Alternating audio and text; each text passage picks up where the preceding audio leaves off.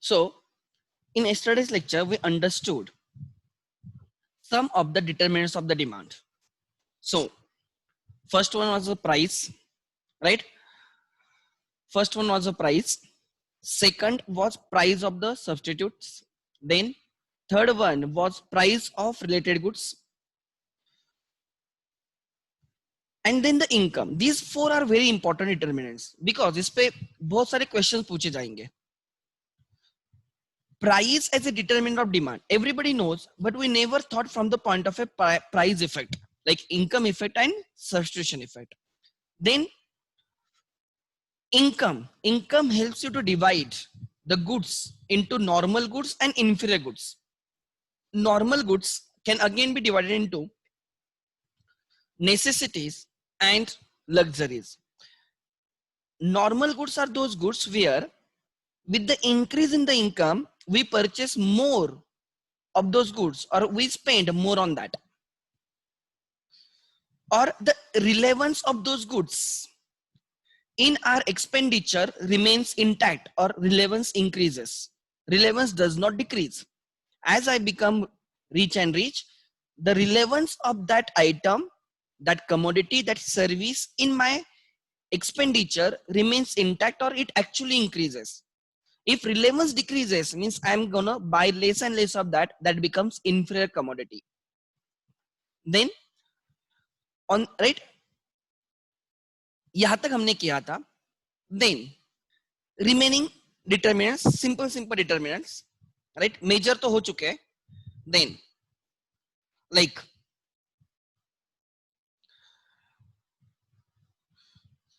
मैंने कौन कौन से ले लिया? Three price, that is price of the commodity, price of the substitute, price of the complementary goods. Then उसके बाद I took individual income. Then yes, fashion, right? Taste and preferences of the consumers also decides the demand for your commodity. If your commodity is in fashion, right? In that case, or if the taste and preferences of the consumers are in favor of your commodity, right, it will be demanded more or its demand will be more. Once it is out of the fashion, it is out of the taste and preference of the consumer, the demand will decrease. Demand will decrease. Example, अगर आप पुरानी Bollywood movies देखते हो, like Amitabh Bachchan की movies देखोगे तो आपको you will find bell bottom pants, वो बड़ी बड़ी बॉटम वाली पैंट्स होती थी. At that point of time, right, वो बहुत क्रेज थी तो उनकी डिमांड भी ज्यादा थी. Now no one generally, right, buy such kind of jeans या pants. Reason is very simple, it is out of fashion. दूसरा एग्जांपल मैं दे सकता हूँ. व्हेन दैट बजरंगी भाईजान मूवी केम, राइट, जो अपने भाई का फर्स्ट लुक था उसमें वो उसके हाथ में वो ये था, सॉरी गले में वो हनुमान का ये था, क्या बोलते हैं आप उसको, वो आई एग्जैक्टली डोंट रिमेम्बर उसको, राइट. अगर आपने वो उसका ट्रेलर, राइट, देखा होगा तो ऐसे भाई की एंट्री है और वो हनुमान का उसके गले में होता है यार, उसको क्या बोलते हैं, I don't no, locket, yes, right, locket type था देखो. तो उसके बाद उसकी सडनली डिमांड इंक्रीज हो गई. मैं सिंपल बोलता हूं कि some things come in fashion, maybe लोग किसी को फॉलो करते हैं वो चीज फैशन में रहती है एंड देयर आफ्टर उसकी डिमांड इंक्रीज हो जाती है. दूसरा मैं बोलूंगा, वो अभी शाहिद कपूर का मूवी आया था यार, बहुत अच्छी मूवी थी वो, कौन सी, कबीर सिंह, यस, कबीर सिंह मूवी थी. उसके बाद वो देखो वो गॉगल का फैशन बन चुका था, राइट. कितने लोग वो, मतलब मैं स्टूडेंट को देखता था literally, and people were ready to pay more price. सो जब मैं बच्चों को पूछा कितने में गिरा, बोले सर 200 ज्यादा दिए, 300 ज्यादा दिए. Even price is increasing, still they are buying it because, right, it is in like fashion. आप बोलोगे तो अगर फैशन में आ जाता है या लोगों के पसंद में आ जाता है तो in that case demand for your commodity will be more. This is very logical. या वर्ल्ड कप आता है तो generally cricket bats, balls, right, cricket related जो भी चीजें रहेंगी उनके सबके डिमांड इंक्रीज होती है because at that point of time उस राइट, वो चीजें लोगों के फेवर में रहती है, उनके टेस्ट एंड प्रेफरेंसेस में रहती है, प्रायोरिटी में रहती है, like that. So yes, fashion, taste and preferences of the consumers do, right, create demand for your product, or they may decrease the demand for your product. So that is one of the factor. Age structure also decides the demand for your product. If your product is, example, demand for parks, you can see if जिस area में park है, अगर वहां पे number of children is more या senior citizen का number ज्यादा रहेगा, तो obviously their demand is more for the park. या अगर सीनियर सिटीजन ज्यादा है तो मे बी, राइट, उनके लिए जो हैंड स्टिक या हॉस्पिटल फैसिलिटी वगैरह, हेल्थ केयर फैसिलिटी, उसकी डिमांड ज्यादा रहेगी अगर उस एरिया में, उस सोसाइटी में, राइट, उस सिटी में सीनियर सिटीजन का नंबर ज्यादा रहेगा. बट अगर वही यंग पॉपुलेशन है तो थिएटर्स, मॉल्स, रिक्रेशन के जो चीजें रहेंगे उनकी डिमांड ज्यादा रहेगी, बाइक्स वगैरह उनकी डिमांड ज्यादा रहेगी. या अगर सीनियर सिटीजन से जनरली मोपेड की डिमांड ज्यादा रहेगी. गर्ल्स का पॉपुलेशन है तो ब्यूटी पार्लर्स वगैरह, इनकी डिमांड ज्यादा रहेगी.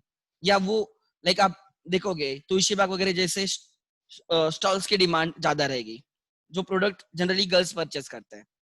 सो as structure also creates, right, demand for your product. It can be favorable, it can be unfavorable.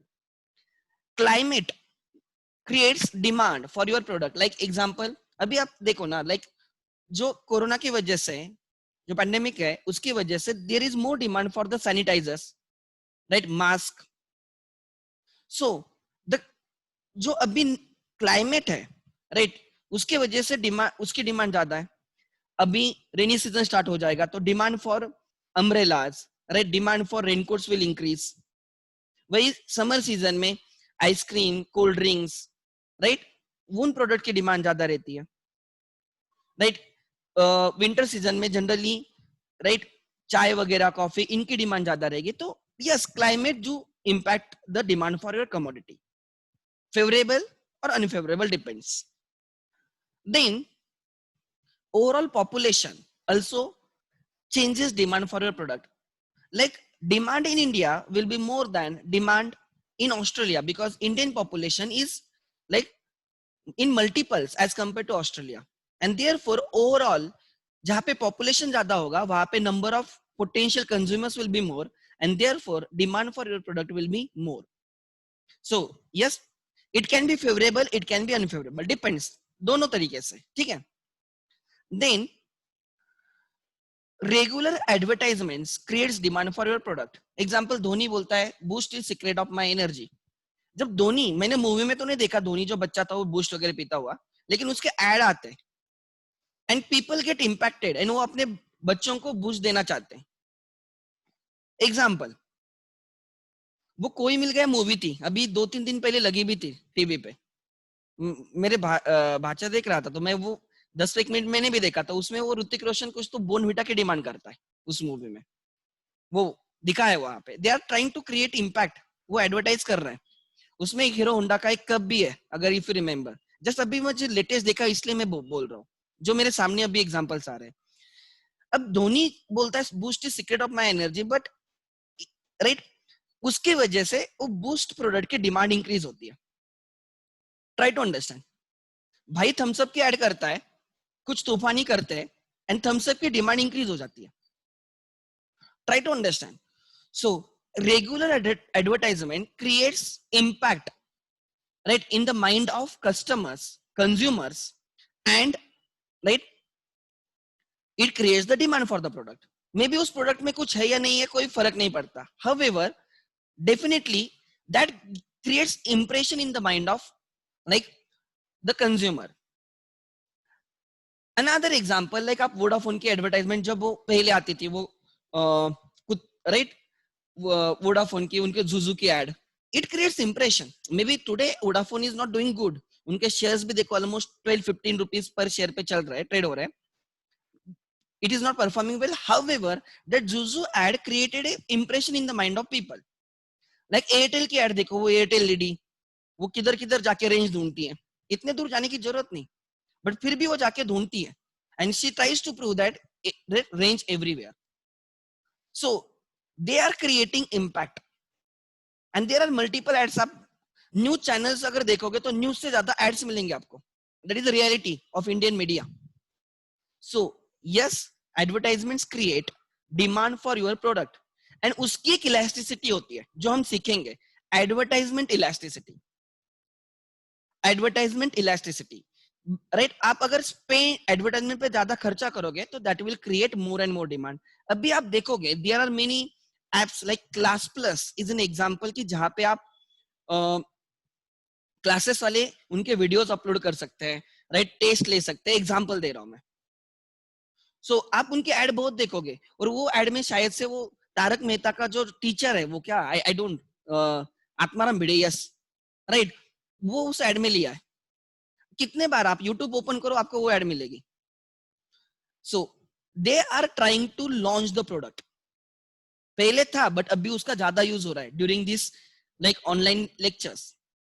So yes, advertisement creates demand.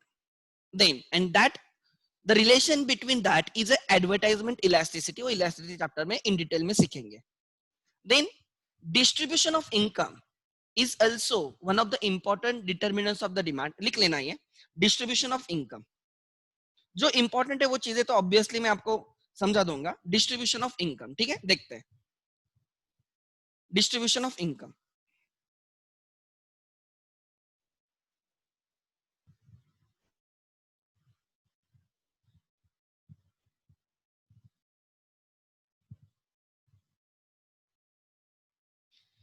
In 12th आपने केन्स लॉ ऑफ कंजम्पशन पढ़ा होगा, right ना. उसमें दो टर्म्स थे, propensity to consume and propensity to save. Propensity to consume, propensity means tendency. Propensity मतलब tendency. As income increases, propensity to consume, right. उसमें दो थे, average propensity to consume and marginal propensity to consume. At the same time दूसरा, income में से you consume something and you save something. ऐसे दो factors होते हैं, बराबर. इनकम में से आप कंज्यूम करोगे और फिर आप क्या करोगे, थोड़ा सेव भी करोगे. पहले हम बोलते थे कि ऑटोनॉमस कंजम्पशन होता है, एक्सपेंडिचर होता है. Even if income is zero still you will इंकर सम एक्सपेंडिचर. एंड जैसे जैसे your income increases, autonomous consumption तो रहेगा, नेसेसिटीज रहेंगे, फिर लग्जरी गुड्स आप परचेस करोगे. तो initially when your income increases, propensity to consume increases, but later on after a certain level of income, propensity to save increases. Try to understand. तो मैं उसकी बात करने वाला हूं, propensity to save and propensity to consume. Distribution of income, it's not equal always. Try to understand. Like in countries like India, right, in countries like India जहां पे, right, propensity, try to understand, right, यहाँ पे distribution of income is not even. Reason is very simple, because there are some states like Maharashtra, right, which is more developed than other states. Obviously Maharashtra is one of the best state, I don't have any doubt. लोग कुछ भी बोले, किसी की अभी pattern बोले, Gujarat pattern वगैरह, but yes, Maharashtra is obviously the one of the most developed state in India. तो यहाँ पे generally the income level will be more. General income level बोल रहा हूँ मैं. Per capita income चाहिए तो per capita income बोलो. In that case, try to understand, अगर यहाँ पे इनकम लेवल ज्यादा है तो, राइट, यहाँ पे generally demand will be also more, and therefore you will find many stores, many malls, right, many industries in Maharashtra as compared to other backward states. यहाँ पे जनरली बोल रहा हूं कि even distribution of income as compared to other state, not exactly even distribution but as compared to other states, यहाँ पे income distribution is really good. And in that case, if there is an even distribution of income, demand, propensity to consume will be more. Try to understand. If there are only few rich people and maximum are, example, poor people, in that case there are very less people who are ready to spend because they have the income. But अगर यहाँ पे normally almost 60% are good earning people, 40% are poor, अगर ऐसे distribution वाले हैं, तो there are 60% of the population who is ready to spend. तो वहां पे like expenditure ज्यादा होगा एंड उसके लिए demand for the products and services ज्यादा रहेगी. सो जहां पे इक्वल डिस्ट्रीब्यूशन होता है, राइट, जहां पे इक्वल डिस्ट्रीब्यूशन होता है, एक सेकंड मुझे शेयर करने दो ठीक से, जहां पे इक्वल डिस्ट्रीब्यूशन होता है ऑफ इनकम्स, वहां पे propensity to consume is more as compared to the areas where और the region where unequal distribution of income होता है। ठीक है, क्या बोला ध्यान देना। ठीक है, मैं लिख के दे रहा हूं आपको। Okay, let me share my screen again.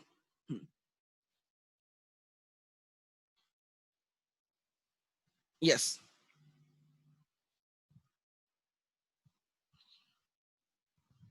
ठीक है, लिख लेना।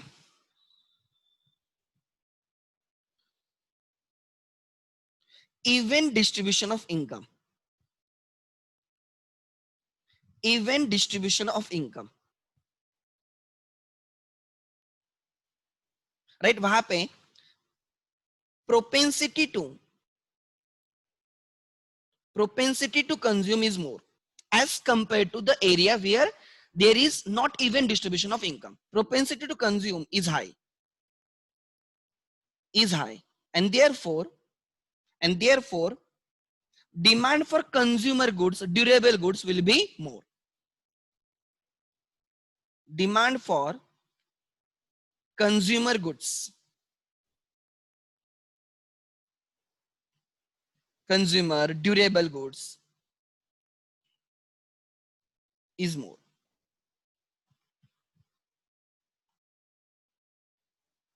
ठीक है, सेकंड लिख लेना, uneven distribution of income,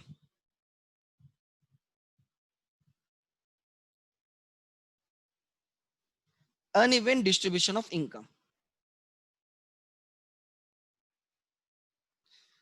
जहां पे अनइवन डिस्ट्रीब्यूशन ऑफ इनकम होता है, ट्राई टू अंडरस्टैंड, जिसका मतलब ये नहीं है कि वहां पे कंजम्पशन नहीं होता होगा, कंजम्पशन होता है but the tendency is less. Like I am talking about demand for consumer and durable goods, necessities हर जगह पे उसका डिमांड रहेगी। ठीक है, so uneven distribution of income के केस में generally propensity to consume is less.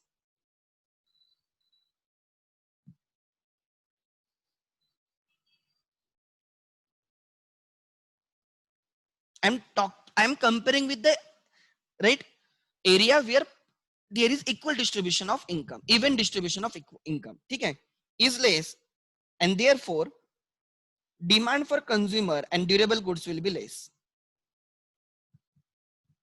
Demand for, right,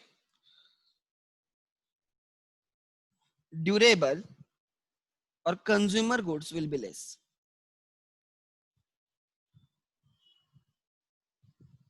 Will be less.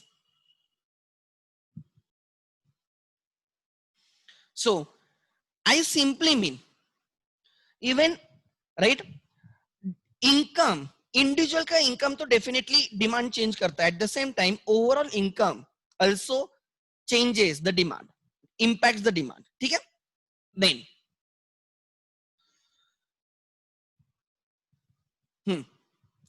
यहां तक आ गए। उसके बाद कौन सा है देखो, मैंने एक लिस्ट बना के रखी थी, वो जस्ट मैं ले रहा हूं, ज्यादा कुछ नहीं। बाकी factors are very simple and that you everybody knows. यहाँ पे I stands for, right, income of the individual, मैंने कल बहुत डिटेल में डिस्कस किया। And the last one is E stands for expectations about future changes in the prices of the commodity. So last is, right, expectations about future changes in the prices.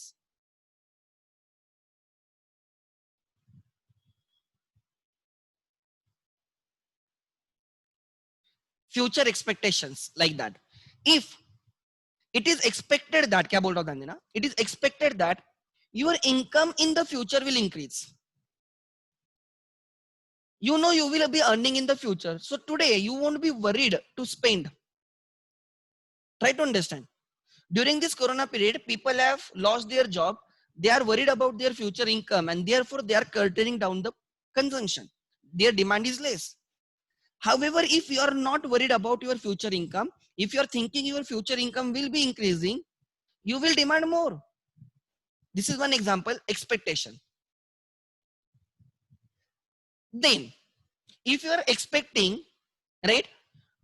In future prices will be increasing. Today the prices are increasing and you again expect कि further increase in the price रहेगा. मतलब obviously prices तो increase हो ही रहे हैं and आपको लगता है कल जाके और price देनी पड़ेगी. In order to save in the future, you will purchase today. So आप प्रीपोन करोगे, बट अगर आपको लगता है नहीं कल जाके प्राइसेस कम हो जाएंगे. एग्जाम्पल, अगर आपको कोई कमोडिटी लेनी है, लाइक आपको लैपटॉप लेना है, मोबाइल लेना है, एंड कोई फेस्टिवल आने वाला है, तो आपके पेरेंट्स बोलते हैं कि, या आप भी बोल सकते हो कि हम अभी नहीं परचेस करेंगे, हम right we will wait till the festival because right sale वगैरह लग जाएगा. So prices will decrease and then we will buy. And during that period when the prices decreases, the demand is more. They do the business in volume. Maybe prices कम लगाते हैं but volume में business होता है वहां पे. तो it is expected that in future prices will decrease and therefore the demand will be more. So that can be right expectation. आप क्या एक्सपेक्ट कर रहे हो? Are you expecting increase in your income और decrease in your income? Are you expecting increase in the prices of the goods or decrease in the prices of the goods? If you are expecting increase in the prices in the future, you will buy today in order to save tomorrow. And if you are expecting prices in the future will decrease, you will postpone the consumption. आप बाद में purchase करोगे. You will wait till the prices decrease. So, right, this is the thing. So expectations, and expectations can be related to anything. समझ में आ रहा है? Then now these are some of the factors. Only these are the factors? No, there can be any factor, any factors. Example मैं बोलता हूं, अभी last week में एक न्यूज देख रहा था एंड एक स्कीम लाई है टाटा ने, राइट, टाटा मोटर्स, कि कुछ तो 5,000 अभी पे करो, ऐसे ही कुछ तो स्कीम है उनकी, मैंने वो देखी नहीं डिटेल में. 5,000 पे करो and you can book the car and right, and you have to pay like minimum amount and फिर 6 months के बाद you have to pay regular installments or EMI. Now what they are expecting, because of this coronavirus, people will not travel, right, using public transportation. They will opt for the private transportation and therefore, right, to be safe they will buy more and more of the vehicles, four wheelers. And उनके वजह से या overall auto industry में अभी ये trend है कि they are giving more discounts, right. अभी वो कम दाम में ही, राइट, या कम डाउन पेमेंट पे ही क्या कर रहे हैं, कार सेल कर रहे हैं. I don't know exact scheme, but ऐसे कुछ तो था कि 5,000 पे करो अभी, you can take the car, right, आप परचेस करो, 6 months के बाद आपके नॉर्मल EMI स्टार्ट हो जाएंगे. जब सिचुएशन इंप्रूव हो जाएगी, you will also start earning more and more. Obviously बाकी भी चीजें रहेगी, बट मैं एक सिंपल एग्जांपल दे रहा हूं. They are betting on that कि people will start buying more and more of the private vehicles and they won't travel, right, using public transportation, and on that thing they are expecting more demand for the cars. दूसरा, even हमने देखा है कि last 1 year में the demand for automobile sector has decrease. जो right petrol driven या diesel driven cars है उनकी डिमांड सडनली डिक्रीज हुई है, because today, right, electronic vehicles EVs road पे आने वाले हैं या आ चुके हैं, या उसका आगे जाके मे बी 1-2 साल में गवर्नमेंट में मेक मैंडेटरी. तो गवर्नमेंट ने अभी तक उसके रूल्स एंड रेगुलेशंस फाइनलाइज नहीं किए. Even auto industry is also in dilemma, क्या किया जाए. But because of that overall they are shifting to EVs. तो उनको लगता है कि कल फ्यूचर में जाके इलेक्ट्रॉनिक व्हीकल्स की डिमांड ज्यादा रहेगी एंड देयरफॉर, राइट, उन्होंने उनकी टेक्नोलॉजी शिफ्ट की है और they are producing less and less of the petrol and diesel driven cars. आज उनकी डिमांड कम हुई है. या इवन कंज्यूमर्स आल्सो थिंक्स कि कल जाके अगर बैन आ जाएगा तो क्या हो जाएगा. समझ में आ रहा है? So therefore the demand for those cars is less. So this is very simple. Demand depends on many other factors, not only this. Today the demand for the online teaching or online classes has increased drastically. Yes, because physical face to face classes possible नहीं है, तो online classes की demand increase हुई है. और जो online classes ले रहे हैं, राइट, वहां पे एडमिशंस हो रहे हैं. सो कॉमर्स में अगर देखा जाए तो एकतम इज लीडिंग. हम ही ऐसे हैं जो एक्चुअली जिन्होंने सबसे पहले ऑनलाइन क्लासेस स्टार्ट किए for even 12th and CA foundation. Inter तो हमारा पहले से ही है. सो मैं एग्जांपल दे रहा हूं आप लोगों को. So right, demand depends on many factors and these factors put together are called as determinants of demand, and they decide the demand, and therefore these factors are independent variable and quantity demanded or demand of the product is dependent variable. इसमें से सबसे important variables कौन से हैं? Right, एक तो obviously price of the commodity, price of substitute, price of complementary goods, income and advertisement. ये 5 सबसे इंपॉर्टेंट है. And because इनकी क्रॉस इलास्टिसिटी भी है, because we can measure their effect actually. इनके इलास्टिसिटी भी हमें स्टडी करने हैं. देन चलो आगे चलते हैं. ठीक है, now I will take law of demand.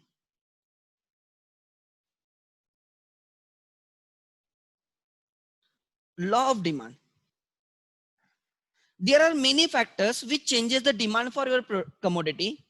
As a business manager, I want to understand the impact, and it becomes very complicated if all factors are changing.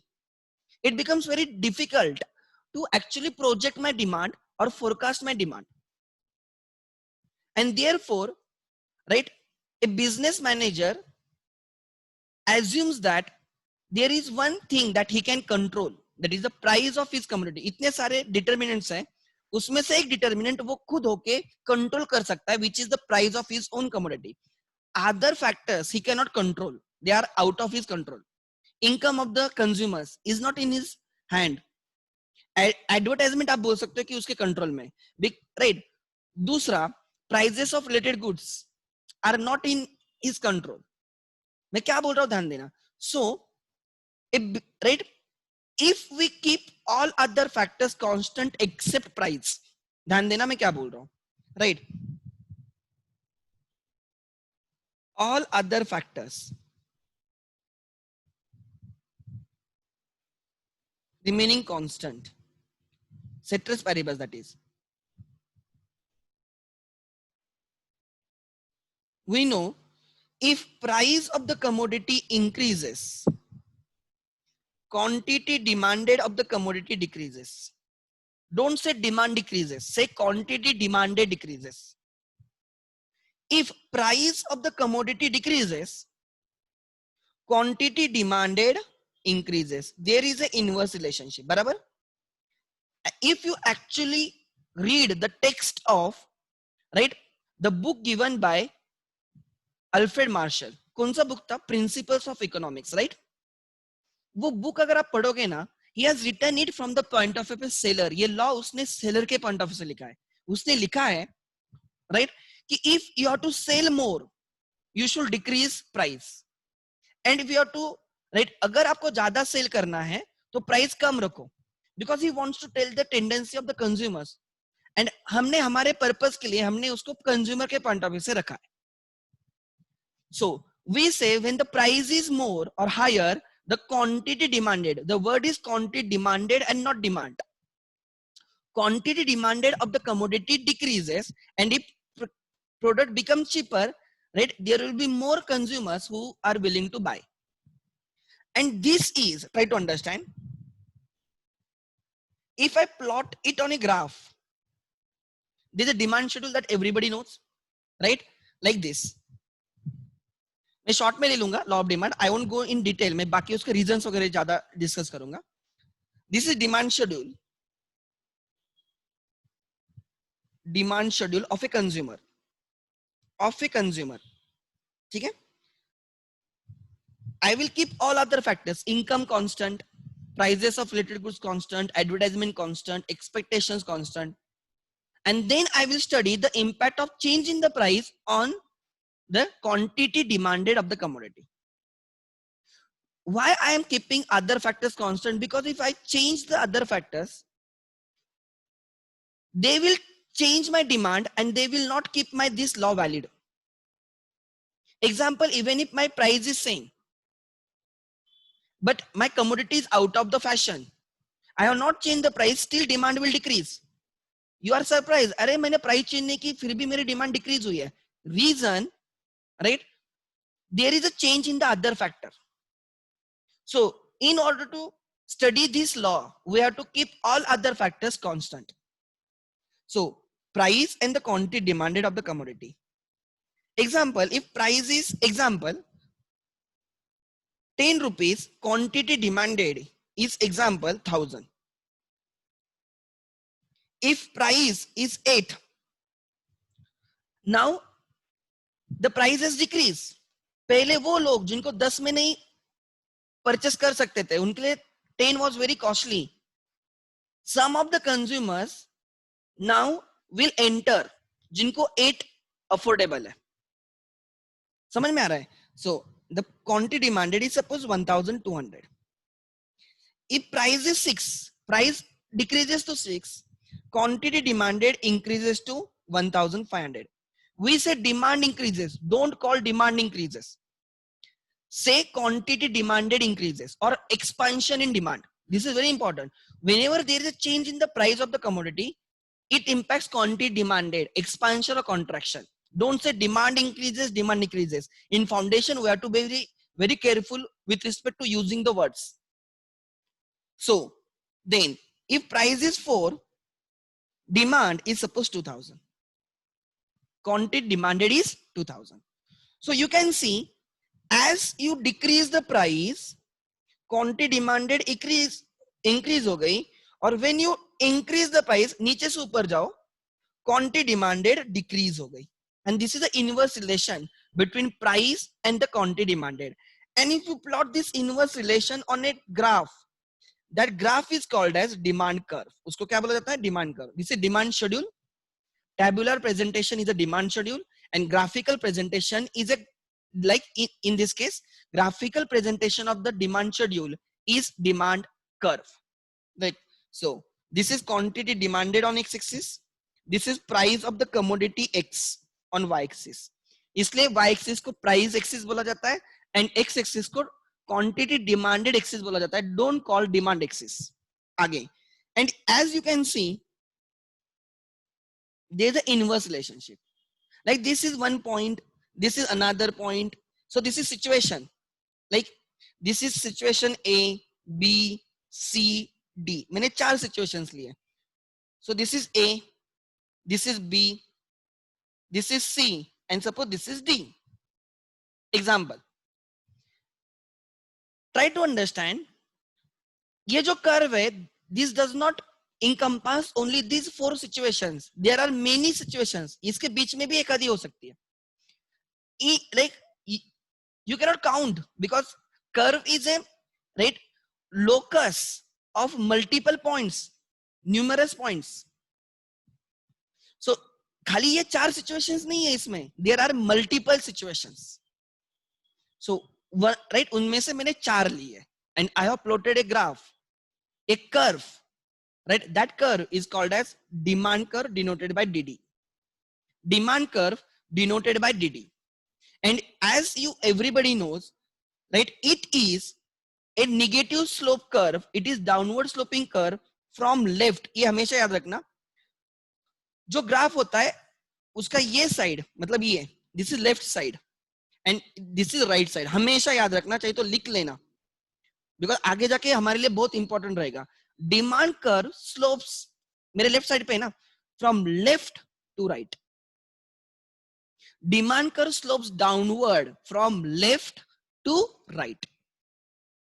And कल मैंने आपको बोला था कि demand curve is also called as average revenue curve for whom? Seller.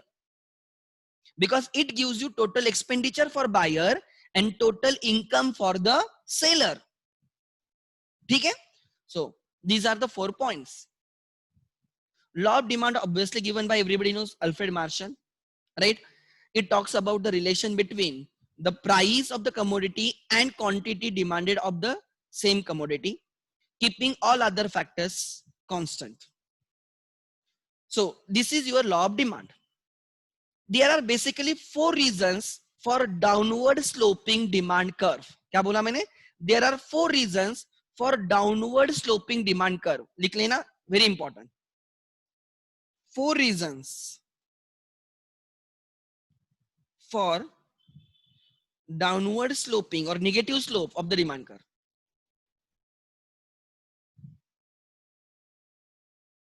Downward sloping demand curve.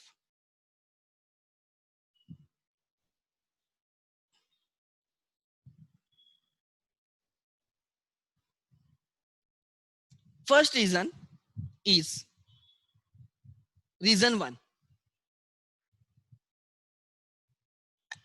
right?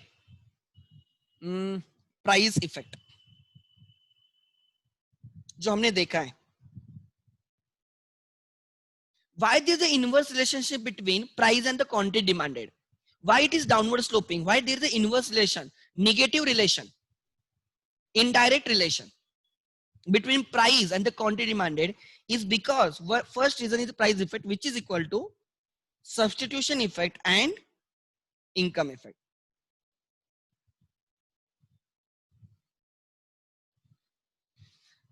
हमने देखा था, right, कि if price of the commodity increases, it becomes costlier as compared to other commodity, and therefore some of our consumers will substitute our good with some other good, and therefore my demand decrease होगी, quantity demanded decrease होगी. और अगर मेरी commodity की price decrease होती है, तो now it will become relatively cheaper as compared to other commodities, and those customers will start buying my commodity, and therefore demand for my commodity will increase. That is substitution effect. तो price, मेरी price change हो रही है, उसके वजह से quantity demanded change हो रही है, substitution effect. या if price of the commodity increases, the purchasing power decreases because now the same consumer can buy less quantity with the same income, and obviously he can buy less quantity with the same income, मतलब उसकी demand क्या हो जाएगी, decrease. If prices of the commodities decreases, now he can buy more, right, with the same income, and demand will increase. So price कम होने पे demand, quantity demanded increase हो रही है, like that. So that is substitution effect and income effect. So first reason for the inverse relation between the price and the quantity demanded of a commodity is price effect. Second reason is law of DMU. Law of DMU. मैं आपको, right, आपको पता है इसलिए मैं समझाता हूं. Law of DMU तो मैं अलग से यूटिलिटी एनालिसिस में अलग से लेने ही वाला हूं. Try to understand.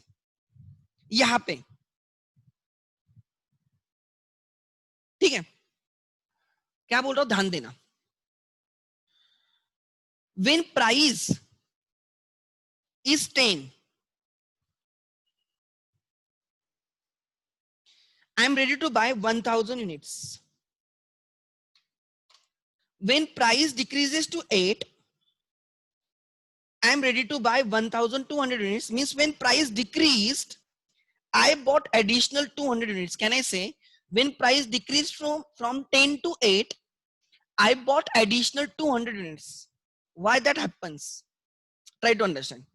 You know, आपको इतना तो पता है कि the utility from a commodity decreases on, right, increase in its consumption.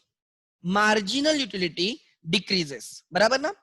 अब वो commodity, right, if you keep on consuming a commodity, the latter unit will give you less satisfaction, less utility as compared to the previous unit.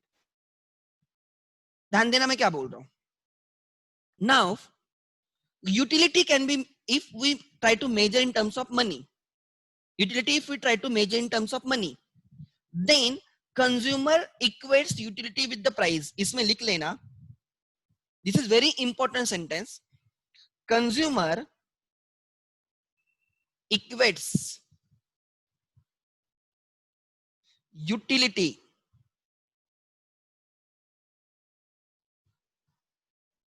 from a commodity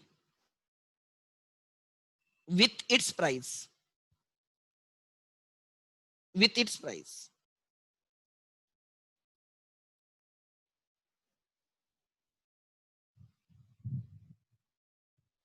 ये concept है consumer equilibrium की. ये concept है consumer equilibrium की. I will try to explain you This is very very interesting concept and very important concept. Try to understand. There is a one movie like Bahubali, जो आप बोलते हो यार movie देखने के बाद यार 300 क्या 500 भी होता तो भी मैं परचेस करता ticket. And there is a movie like race 3, आप बोलते हो 300 क्या 0 में होता तो भी मैं नहीं जाता. I am giving you 2 examples. आप बोलते हो जो जब आपने 300 रुपए का टिकट निकाला एक बाहुबली के लिए एंड दूसरा रेस 3 के लिए, आप बोलते यार वर्थ मूवी थी यार, बाहुबली वर्थ मूवी थी, 500 भी होता तो भी जाता.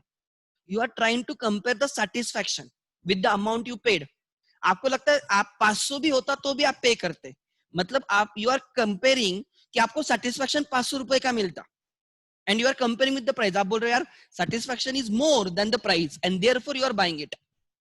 भाई आप जब रेस 3 दाने देखते हो तो आप आपके फ्रेंड को बोलते हो यार फ्री में भी कोई लेके जाएगा ना तो मत देखना, मतलब आपके हिसाब से उसकी यूटिलिटी 0 है एंड उसकी प्राइस 300 है, therefore there is no demand and इसलिए मूवी फ्लॉप हो गई. Try to understand. So whenever you are going to buy anything, you will find out the utility. You always try कि इसका useful कितना है, आपको सेटिस्फैक्शन कितना मिलेगा, सेटिस्फैक्शन कितना मिलेगा. And you if you can measure that satisfaction in terms of money, आप उसको मनी के साथ कंपेयर करते हो. लाइक एग्जांपल, आपने example when I have to purchase a mobile, तो मैं और मेरा भाई गए थे, like we went to like Apple store, right, unicorn बोल के पुणे में, यहाँ पे अपने एमजी रोड पे. तो I was looking for Apple mobile. तो मैंने उसको भाई को बोला कि चलो हम ये ले लेते हैं, कुछ तो 1 लाख उसकी प्राइस थी. तो मैंने बोला था ये बुक करते. उसने बोला रुक, हम घर पे जाएंगे, ये तो अपने पास है इसके सब डिटेल्स, और हम थोड़ा वन प्लस देखेंगे. ट्राई टू अंडरस्टैंड, एक सिंपल एग्जाम्पल है. और हम घर पे गए और फिर वन प्लस देखा, ऑलमोस्ट 35-40,000 में ऑलमोस्ट सेम फीचर्स मिल रहे. देखो मेरा पर्पस क्या है, मुझे व्हाट्सएप चाहिए, आई कैन यूज कॉलिंग कर सकता हूँ, ज्यादा कैमरा का यूज, उससे ज्यादा कुछ नहीं. तो at the end we decided कि यूटिलिटी कितनी मिलने वाली है. Even if I buy 1 lakh का मोबाइल और 40,000 का मोबाइल, मेरी यूटिलिटी कितनी रहने वाली है. I don't want to add the prestige value, मुझे कोई फर्क नहीं पड़ता. And no one should compare me or right anyone by his products, वो क्या यूज करता है. What is important is inherent quality. तो मैंने उसको बोला कि मुझे कोई फर्क नहीं पड़ता वेदर आई यूज एप्पल और वन प्लस. तो Apple was giving me same satisfaction that OnePlus gives, but Apple के लिए मुझे ज्यादा पे करना पड़ रहा है. So I opted OnePlus. तो मैंने क्या कंपेयर किया कि मैं कितना पे कर रहा हूं और मुझे सेटिस्फैक्शन कितना मिल रहा है. And today I am satisfied कि जो मैंने 40,000 पेड किया था वर्थ है. कभी मुझे ऐसे लगता है यार मैंने ज्यादा पेड किया दिया, 1 लाख नहीं था. मे बी जिसके लिए 1 लाख कुछ भी नहीं है उसके लिए फर्क नहीं पड़ेगा, but for a person like me every money counts. And obviously I will compare. A rational person always compares the utility that he gets with the price. Example, कोई commodity है, right? उसकी प्राइस जब decide की जाती है तो देखा जाता है तो उसका बेनिफिट कितना होगा. Will be consumer ready to buy it or not? अगर उसका बेनिफिट उतना नहीं होगा तो people will not buy. Price should be kept with respect to the utility that it gives. अगर ऐसे शॉप्स होते हैं जहां पे आप जितनी प्राइस पे करते हो उससे ज्यादा सेटिस्फैक्शन मिलता है कंज्यूमर से, कंज्यूमर्स कम बैक, कंज्यूमर वहां पे हमेशा आएगा. होते हैं ना ऐसे शॉप्स, ऐसे सेलर्स होते हैं जहां पे जितना आप पे करते हो उससे ज्यादा आपको सेटिस्फैक्शन मिलता है, उससे ज्यादा सर्विस मिलती है. And in that case consumers comes again and again and उनका सेल होता है, इंक्रीज होता है. बट अगर ऐसा शॉप जहां पे आप जाते हो, पेमेंट करते हो, यू डोंट गेट सर्विसेज, तो आप बोलते हो जो मुझे सेटिस्फैक्शन मिला it is less than the price, I won't go again there, आप नहीं जाते. एग्जाम्पल दे रहा हूं मैं आपको. सो ऐसे भी होता है कि कोई मूवी हम 2-3 बार जाके देखते हैं सेम मूवी, बिकॉज आपको लगता है वो सेटिस्फैक्शन दे रही है. बट एक ही मूवी आप फ्री में भी बाद में लेके जाओगे तो नहीं जाओगे, बिकॉज आपके हिसाब से वो सेटिस्फैक्शन नहीं मिलेगा. So you are comparing satisfaction with the money that you have to pay. इसलिए मैंने लिखा है consumer always and always equates the utility that he derives with the price that he has to pay. And वो है consumer surplus या consumer equilibrium concept, वो अलग से सीखेंगे. अब मैं आपको क्या बोल रहा हूं, ध्यान देना. Right, I am a buyer, and मुझे उस कमोडिटी के लिए, एक कमोडिटी के लिए 10 रुपीज पे करना है. This is my price, this is the price, and this is utility from that commodity. I am talking about marginal utility. उस कमोडिटी की एक कमोडिटी है, उसकी प्राइस 10 है, मुझे यूटिलिटी एग्जांपल 15 रुपीज मिलती है. मतलब utility is amount that you are ready to pay. आपको 15 रुपए का सेटिस्फेक्शन मिल रहा है, मतलब आप 15 रुपए देने के लिए रेडी हो उस चीज के लिए. आप मुझे बोलो, will you buy it or not? My answer, आपको आंसर टाइप करना है. If the price that you have to pay is 10, however the utility that you get is rupees 15, this is in rupees. Satisfaction 15 रुपए का मिल रहा है और आपको 10 रुपए पे करने हैं. You have to type the answer, will you buy or not? अगर आप उस जगह पे हो, मेरी जगह पे, तो will you buy or not? Right? सो गए बाकी लोग? Yes, we will buy. Why? Try to understand. There is a surplus. 5 rupees का सरप्लस है, प्रॉफिट है, इसको बोला जाता है कंज्यूमर सरप्लस. कंज्यूमर सरप्लस इसको बोला जाता है, कंज्यूमर का सरप्लस है. ही इज रेडी टू पे 15, however he has to pay only 10 rupees. he is in profit of 5. And वो कमोडिटीज जो कंज्यूमर सरप्लस देते हैं, उनकी डिमांड हमेशा ज्यादा होती है, because consumer is always at a gain. Yes, my decision is buy. If price is 10 and the that utility is 0, oh sorry, price is 10, I have to pay 10 and utility भी 10 मिल रही है, surplus 0 है, still I will buy. Why? Because I am not in loss. I'm not in loss. मैं क्या compare कर रहा हूं, मेरा सरप्लस है क्या, मैं नेगेटिव में नहीं होना चाहिए. नो प्रॉफिट नो लॉस भी चलेगा, but I should not be negative. चलो 10 रुपए दे दिए, आप कोई मूवी देख के आते हो, यार पैसे वसूल मूवी थी, पैसे वसूल मूवी थी, मतलब जितना आपने पेड किया है उतना उसका सेटिस्फैक्शन है, मतलब आपका सरप्लस 0 है. और ऐसे बाहुबली जैसी मूवी जाके देख के आते हो तो आप बोलते हो यार क्या मूवी थी, एक बार फिर जाऊंगा. तो उसमें consumer surplus is a positive. पैसे वसूल मूवी मतलब consumer surplus is 0, you will buy it. You will also recommend others कि पैसे वसूल मूवी आप जाओ. And if the price that you have to pay is 10 and the utility that you get is 8, means your surplus is negative. Will you buy it? No. Right? Will you buy it? No. You won't buy the commodity which gives you negative surplus. और जहां पे your utility is less than the price that you have to pay. मैं बोलता हूं कि right, एक commodity 10,000 की है और उसका सेटिस्फेक्शन आपको 8,000 ही मिलेगा. Will you buy it? No, a rational person will not buy. तो हम यहाँ पे क्या कंपेयर कर रहे हैं, he is equating price with the utility. यहाँ पे उसने इक्वेट किया, प्राइस 10 है, यूटिलिटी 15 है. एक कमोडिटी परचेस कर रहा है, फर्स्ट कमोडिटी परचेस की, ध्यान देना मैं क्या बोल रहा हूं, units, price and MU. he bought first unit, price is 10. You buy 1 unit, you buy 2 units, 3 units, price is 10 per unit. And margin utility, his utility is 15, he will buy. वो बोलेगा यार मैं प्रॉफिट में हूं इस unit पे. he buy, this is first unit, this is second. He came and bought second unit, he has to pay 10 rupees. He has to pay 10 rupees, ध्यान देना. But second unit will give less satisfaction than the previous unit. Don't you agree with me? Marginal utility will decrease, marginal utility will become suppose 13. Still he will buy, second unit भी buy करेगा, भले ही second unit first unit से कम satisfaction दे रहा है, but that satisfaction is more than what he has to pay. He is in surplus, he is in surplus. second unit पे भी वो surplus में. Consumer surplus. Let me first complete the table, फिर आप लिख लेना. And this is very important concept that I'm discussing with you. And this is an action. यहाँ पे +5, +3. Utility is what you are ready to pay, price that you actually pay. आप पे first unit के लिए you are ready to pay even 15 rupees, but आपको तो पे 10 रुपए ही करना पड़ रहा है, तो आप बोलोगे मैं सरप्लस में 5 रुपए I will buy. Second unit आपने पेड किया, आपने 10 रुपए दिए, उससे आपको 13 की सेटिस्फेक्शन मिला, still you will say I will buy because I will get more satisfaction. Third unit, price is 10, the satisfaction is example 11, right? Your surplus is positive 1, you will buy. Third unit has given you less satisfaction than the second unit, ठीक है, but still you are in surplus, कोई problem नहीं.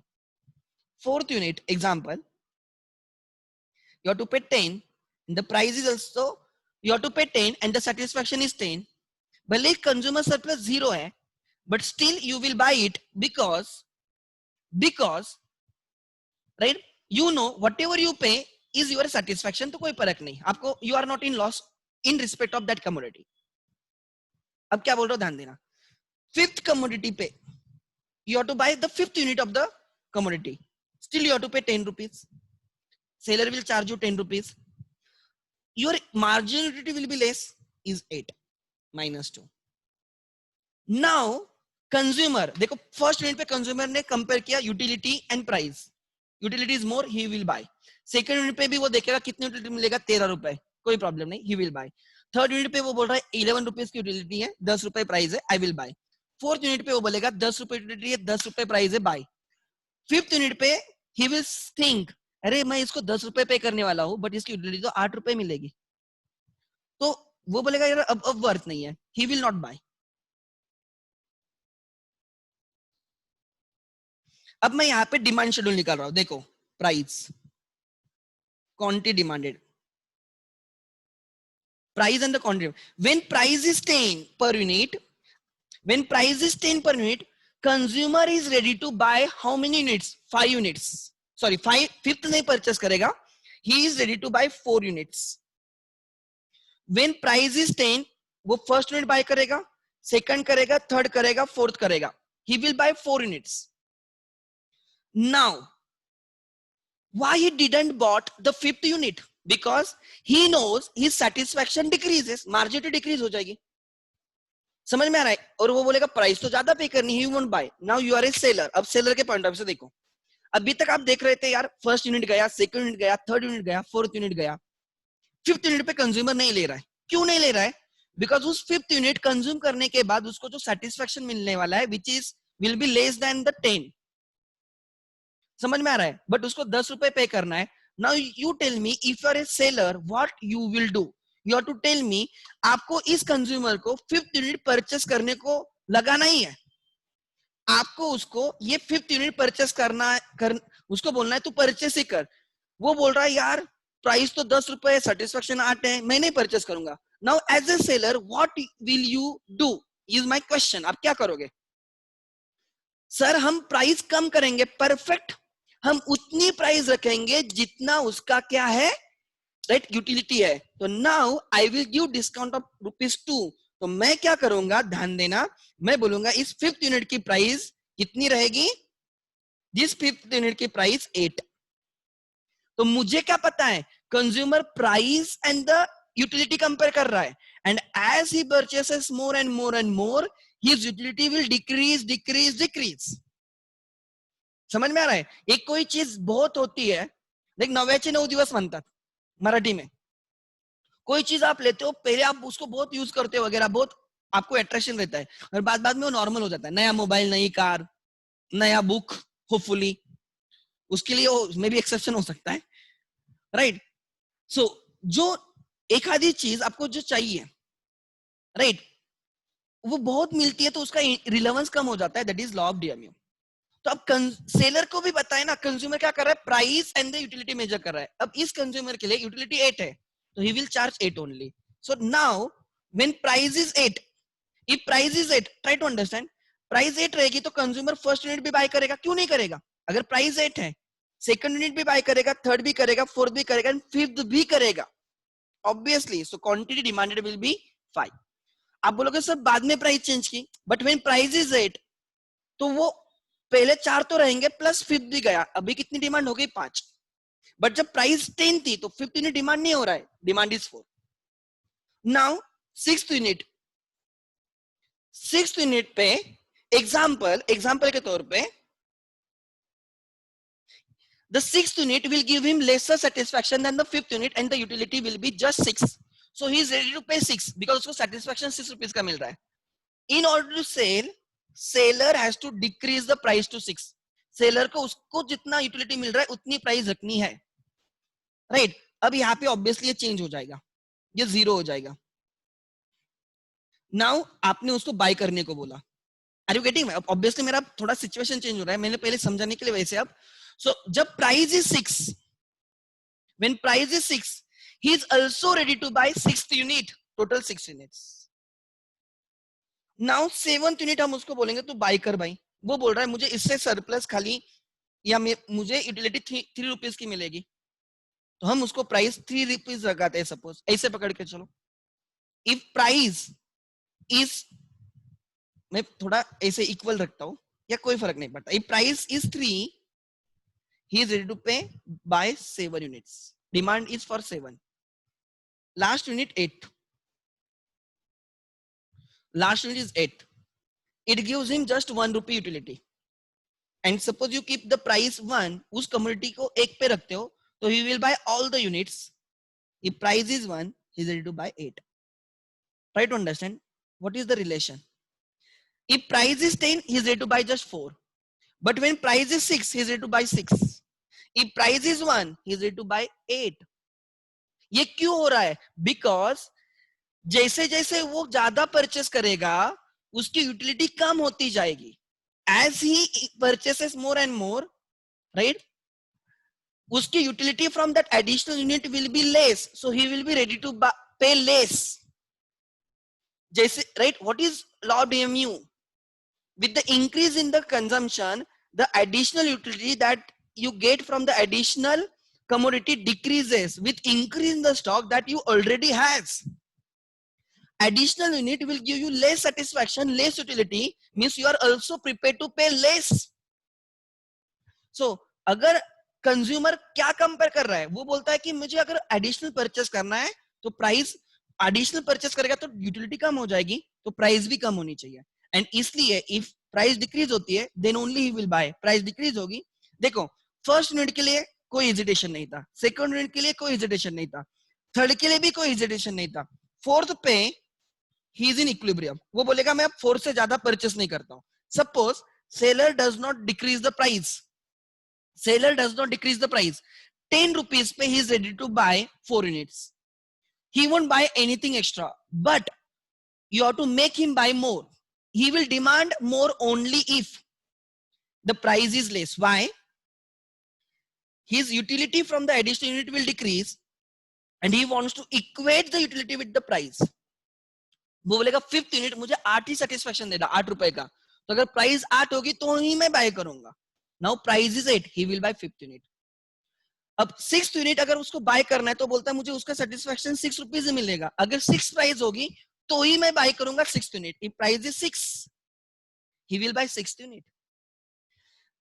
7th unit if he tries to consume, it will give him satisfaction of 3. वो बोलता है 7th unit मुझे खाली 3 rupees का सेटिस्फेक्शन देगा, मैं तब भी बाय करूंगा जब उसकी प्राइस 3 होगी. And if the price is 3, he will buy even 7th unit. And last जो 8th unit है, that will give him 0 satisfaction, 1 rupee satisfaction. He will buy only if the price is 1. हाँ, seller उतना कम रखेगा नहीं रखेगा वो अलग point है, बट मैं लॉ ऑफ डिमांड समझा रहा हूँ from the point of view of a consumer. Why consumer? Try to understand, right? At some point, yes, utility 0 होगी तो सेलर थोड़ी 0 में सेल करेगा. अगर वो बोलता है अरे मेरी यूटिलिटी 0 है, I don't want to buy, आप मुझे 0 में दो तो ही मैं बाय करूंगा. Will seller sell 0? मैं वही बोल रहा हूं. डज नॉट मीन कि seller will decrease the price always. Seller भी उसका प्रॉफिट देखेगा ना, खाली सेल करना है इसलिए वो थोड़ी सेल करता बैठेगा. वो बोलेगा, एग्जांपल कंज्यूमर बोलता है I am ready to buy 6th unit, आप 6 रुपीज प्राइस रखो, अरे उसकी कॉस्ट ही अगर 7 रुपीज है तो भाई विल सेल. वो बोलेगा तू जा भाई मत परचेस कर. सो वो अलग आ गया. ट्राई टू अंडरस्टैंड, वो cost function and revenue function आ गए. I am talking just one point, ठीक है. Can utility become negative? Yes, margin utility becomes negative. Does it mean कि सेलर नेगेटिव, सेलर तू परचेस कर भाई पैसे ले, ऐसे थोड़ी होता है, ठीक है. सो सेलर सेल करेगा नहीं करेगा वो अलग है. मैं खाली बोल रहा हूं कि कंज्यूमर कब बाय करेगा, कब एडिशनल बाय करेगा. आप बोलते हो सब प्राइस कम होने पे वो ज्यादा बाय करेगा. अरे क्यों ज्यादा बाय करेगा? बिकॉज जैसे जैसे वो ज्यादा बाय करेगा वो एडिशनल कमोडिटी उसको सेटिस्फेक्शन कम देगी. तो प्राइस अगर उसके साथ कंपेयर हो रही है तो प्राइस भी कम होनी चाहिए. Additional units will give less satisfaction, therefore additional unit की प्राइस भी कम होगी तो ही वो बाय करेगा. And therefore this has given me this schedule. इसको मैंने यहां पे लिख दिया. And this is your law of demand. So actually मैं आपको बोलूंगा तो law of DMU helps you to derive the law of right demand. ये है उसका. Consumer equates price with the utility. If price is more than utility, he will buy. If price is equal to utility, he will buy. But if price is less than the utility, नहीं sorry उल्टा उल्टा बोला मैंने. If price, right, किधर गया था? हाँ. If price is less than the utility, he will buy. If price is equal to utility, he will buy. But if price is more than the utility, he will not buy. Consumer will buy only if price is equal to or more, like he will buy only if price is equal to utility or less than the utility. And every additional unit will give him less and less utility. And therefore अगर price कम हो रही तो ही वो additional buy करेगा. And that is the reason, right, there is a downward demand curve or the relation is a negative. I think I am clear. So law of demand is somewhat related to law of DMU. और मैंने law of DMU से आपको law of demand derive करके दिखाया by taking some price as a base. Can seller make changes in the product to enhance? Yes. एक चीज है, like example, fourth unit consumer ने हंसते हंसते परचेस किया. Fourth unit at price 10. Fourth unit consumer ने हंसते हंसते परचेस किया बिकॉज वो बोल रहा है मेरी प्राइस मुझे 10 रुपए देने, यूटिलिटी भी देने. बट मैं यहाँ पे प्रोडक्ट सेव रखा है, मैंने बाकी चीजें नहीं चेंज की. But now seller wants to sell additional commodity. उसके पास दो ऑप्शन है, एक या तो प्राइस कम करे by keeping the same product, या प्रोडक्ट को थोड़ा इनहांस करे सो दैट उसकी यूटिलिटी इंक्रीज हो. सो कहां पे तो लिख लेना, if seller has to sell additional unit, either he has to decrease the price or he has to increase the utility of the product. उस प्रोडक्ट को थोड़ा कुछ अलग करे so that buyer will be ready to buy more. समझ में आ रहा है? तो यहाँ पे मैंने प्रोडक्ट वही रखा है, मैंने सेल करने के लिए प्राइस कम करने का ऑप्शन चूज किया है. दूसरा ऑप्शन होता है गिव सम एडिशनल वैल्यू. समझ में आ रहा है? So then only buyer will buy. So this is the reason of downward sloping demand curve. तो दूसरा रीजन है लॉ ऑफ डीएमयू. क्या बोला मैंने? Law of DMU. एंड ये कहां पे तो लिख के लेना, right. If price is less then marginal utility, consumer will by that commodity. उस वो कमोडिटी वो बाय करेगा. Consumer will by that commodity.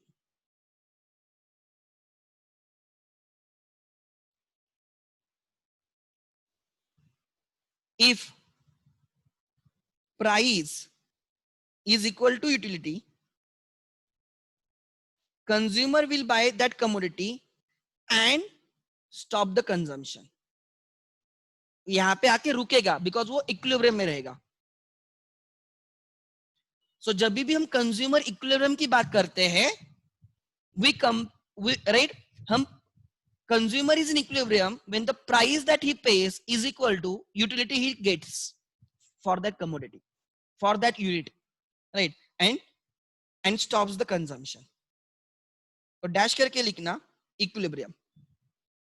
If price that he pays is greater than the utility that he gets, raise 3, he will not buy.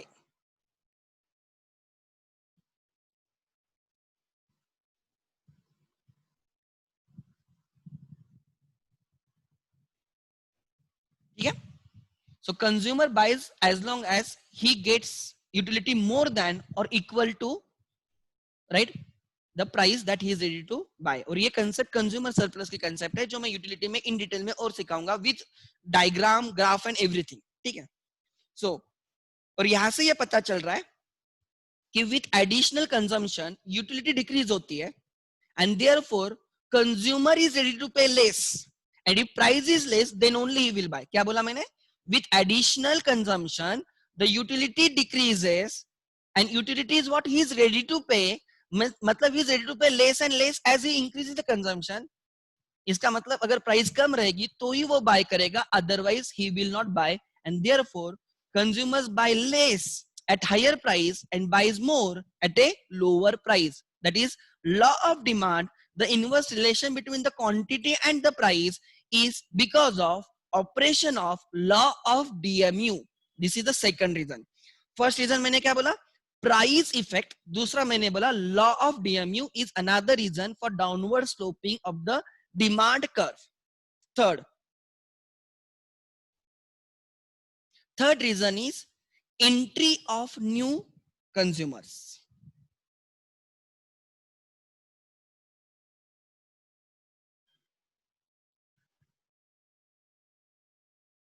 और exit of existing consumer।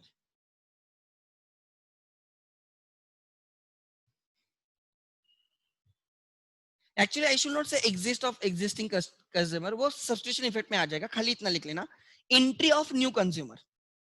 entry of new consumer sir क्या इसका मतलब? Sir what about those goods where the law of DMU is exception like cigarettes and alcohol? Try to understand, जब हम law of DMU से दिखते हैं और there are exceptions, those exceptions are not real exceptions because they violate some of the assumptions of law of DMU। ठीक है।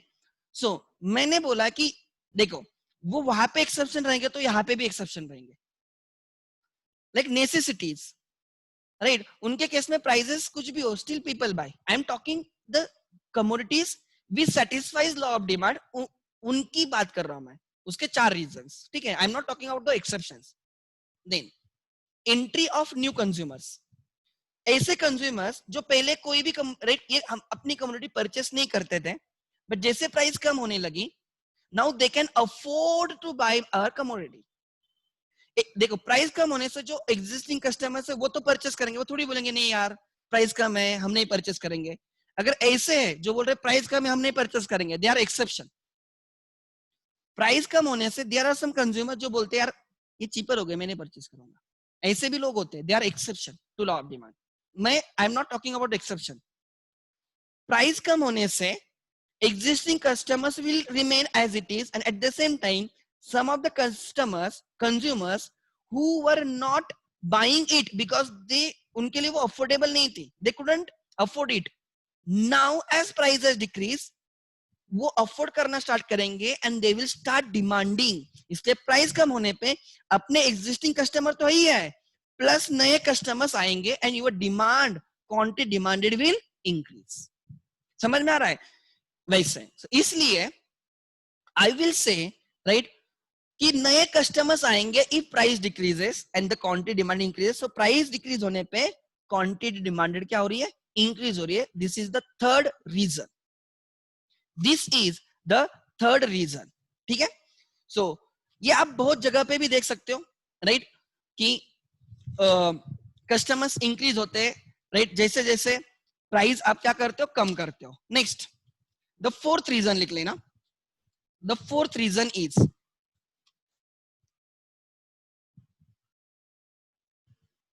आपके 12th में था ना ये, कोई मुझे बोलेगा what was the fourth reason? Anyone? Multiple uses और different uses of a commodity. Multiple uses और different uses of the commodity.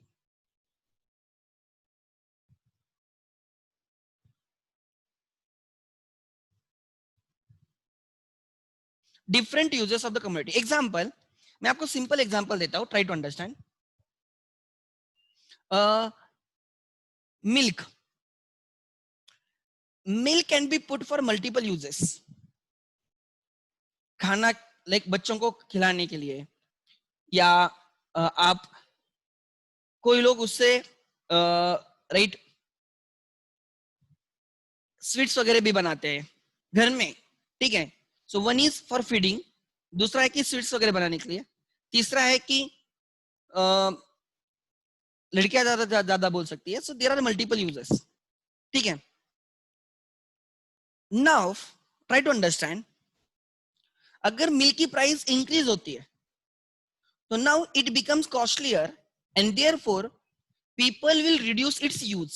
वो खाली जो इंपॉर्टेंट चीज है लाइक फीडिंग, बच्चों को खिलाने के लिए वो यूज करेंगे, बाकी वो बोलेंगे चलो हम हमारा कंजम्पशन करेंगे कम करेंगे, बट इंपॉर्टेंट है बच्चों को तो उनके लिए लेंगे खाली।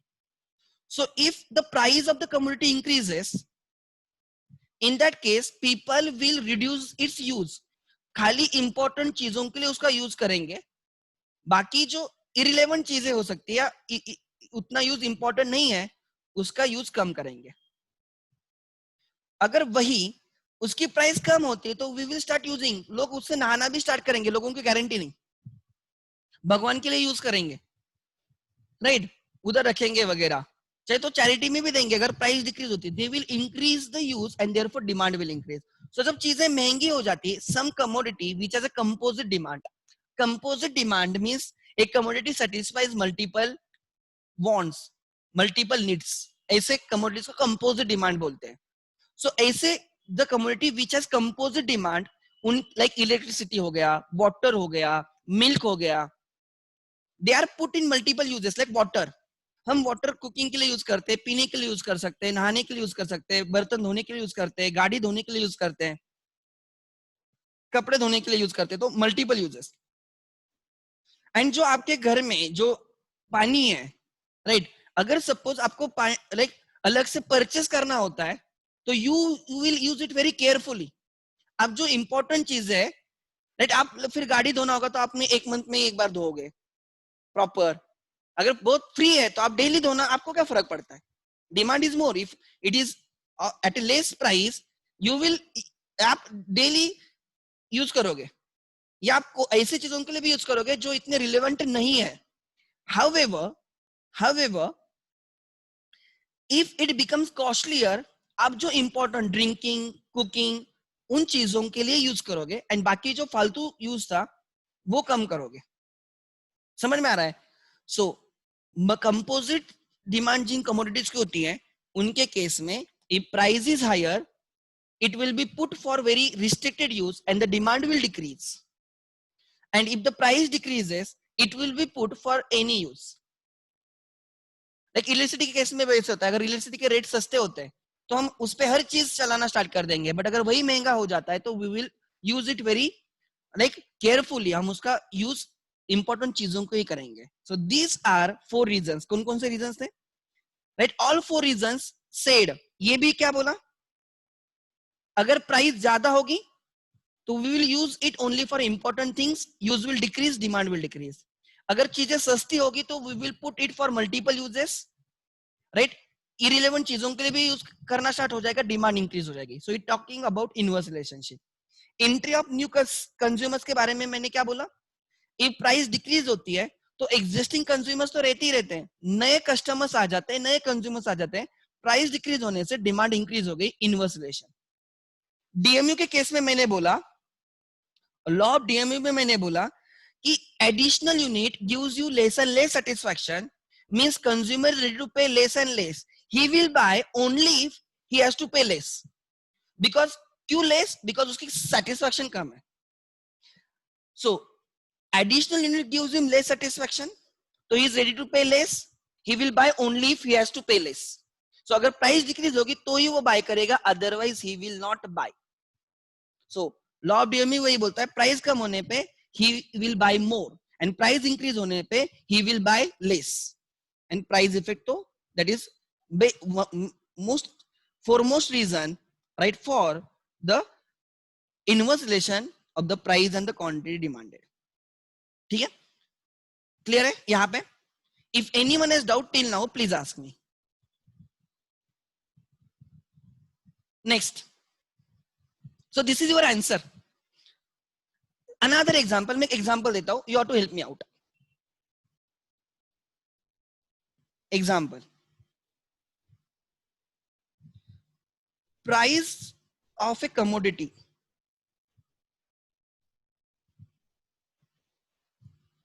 is ₹50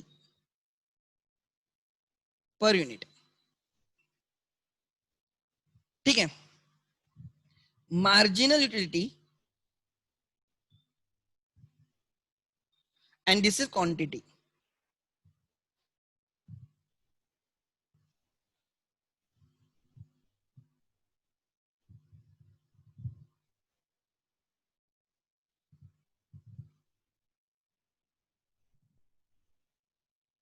My question is how many units consumer will buy in this example? How many units consumer will buy in this example? You have to ping me the answer. 1 unit, 2 units, 3 units, 4 units, 5 units, 6 units. माफ करके बंद बोलना, 5 units है, ठीक है? चलो बोलो, ऐसे क्वेश्चन पूछते हैं, सिंपल होते हैं, इतने डिफिकल्ट नहीं रहते. So many students are saying, sir, consumer will buy 3 units. Why? Because at third unit, first unit पे देखो, उसको 50 रुपए पे करने सेटिस्फेक्शन 100 का मिल रहा है. He is in positive surplus, definitely purchase करेगा. सेकंड के लिए 50 पे करना है, 80 का सेटिस्फेक्शन मिलेगा, डेफिनेटली परचेस करेगा. थर्ड यूनिट में 50 पे करना है, 50 सेटिस्फेक्शन है, थर्ड यूनिट भी बाय करेगा. बट यहाँ पे ही विल स्टॉप. यहाँ पे कंज्यूमर सब, यहाँ पे I will say right, price is less than or equal to utility and therefore consumer will buy. First unit buy करेगा, ठीक है? Next, he will not buy fourth and fifth unit. Now my next question in this example, if seller keeps price as 10, seller reduces price to 10, how many units consumer will buy? If price is reduced to 10, 50 से 10 हो जाती है, तो how many units consumer will buy? Now compare, you have got a new price, consumer will buy. वो कहां तक जाना है हमें? जब तक उसकी प्राइस एंड यूटिलिटी इक्वल ना हो. सो कंज्यूमर को 10 रुपए पे करने, जब तक जो यूनिट उसको 10 की यूटिलिटी नहीं देगा तब तक वो बाय करेगा. He will buy fourth unit, he will also buy fifth unit. So if price is reduced to 10, he will buy 5 units. So अभी मैं वही बोलूंगा, जब प्राइस 50 थी, he was ready to buy only 3 units. जब price 10 हो गई, he is ready to buy 5 units. Is price and the quantity demanded are inversely related? Yes. But अगर वही प्राइस, अगर मैं ऐसे बोलता हूं, my third question, if the price is ₹80, if price is 80, he will buy how many units? He will buy first unit and second unit, only 2 units. देखो ना, जैसे जैसे प्राइस कम हो गई, he is buying more and more. या जैसे जैसे price increase हो गई, he is buying less and less. up, right? Inverse relation. So law of DMU is reason behind downward sloping demand curve. ठीक है? Really good. आगे, ठीक है? Clear है? So these are the 4 reasons for law of downward sloping demand curve. So कल मैं अब मेरा लॉ ऑफ डिमांड हो गया, उसके रीजंस हो गए. I will be talking about the exceptions in tomorrow's lecture with more detail information. जो आपने 12th में सीखा वो तो है, plus more than that. And then the increase and decrease, expansion, contraction, and धीरे धीरे मैं यूटिलिटी एनालिसिस पे शिफ्ट हो जाऊंगा. ठीक है? सो आज मैं right, I will end today's lecture. ठीक है? So right, thank you. कल आज actually even I had to go to Navipet, थोड़ा काम था. कल मुझे नहीं जाना है, तो कल मैं बराबर 5:30 को मैं स्टार्ट कर दूंगा. ठीक है? Thank you. कल का टाइमिंग नॉर्मल टाइमिंग है, दैट इज पहले maths, then accounts, then law and then eco. Thank you.